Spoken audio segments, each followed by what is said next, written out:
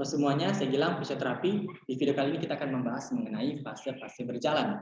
Jadi dalam berjalan itu dikenal dengan, itu terbagi dua fase, yaitu fase menumpu dan fase melayang. Nah, fase menumpu adalah fase di mana tungkai pada salah satu sisi itu menyentuh permukaan. Dan fase melayang tentunya fase di mana tungkai pada salah satu sisi tidak menyentuh permukaan. Fase menumpu itu dibagi menjadi 5 fase, yaitu dimulai dengan inisial kontak. Inisial kontak adalah fase di mana tungkai atau tungkai pertama kali menyentuh lantai dimulai dengan pendaratan tumit. Jadi fase inisial kontak ini juga disebut dengan heel strike maupun weight acceptance.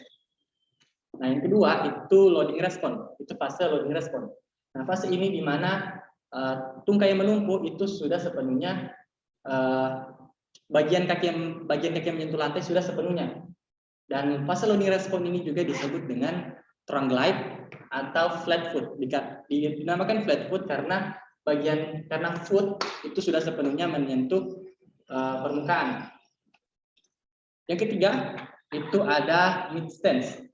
Mid stance berarti tubuh itu sudah dibawa ke bagian tengah, dan di mana pada saat ini pada tungkai yang satunya itu mengalami fase melayang. Nah, fase mid stance ini juga disebut dengan push atau juga disebut dengan single leg karena hanya salah satu kaki yang menyentuh tanah atau permukaan. Selanjutnya itu fase terminal stance. Nah, terminal stance itu dia hampir sama dengan inisial kontak. Hanya saja bagian yang menumpu sudah berada pada bagian belakang. Dia sudah bagian to off, artinya bagian sudah pada ujung-ujung jari, pada jari. Nah, fase terminal stance ini disebut juga dengan balance assistance. Nah, setelah di fase terminal stance akan lanjut pada press swing. Nah, fase ini adalah fase akan memulai ke fase layang. Itu disebut juga dengan push off. Jadi lutut didorong dan akan berada pada fase melayang. Itu untuk fase menumpu. Dan selanjutnya itu fase melayang. Fase melayang itu dibagi menjadi 3 fase. Jadi ada initial swing, mid swing, terminal swing. Nah, initial swing adalah fase di mana tungkai yang awalnya menumpu itu akan mulai swing atau mulai tidak menyentuh permukaan. Nah, kemudian badan akan dibawa ke tengah dan akan berada pada fase mid swing, di mana fase ini pada tungkai yang menumpu dia berada pada fase mid stance, sedangkan pada tungkai yang melayang itu disebut dengan mid swing. Gitu. Jadi yang satu menumpu, yang satu melayang.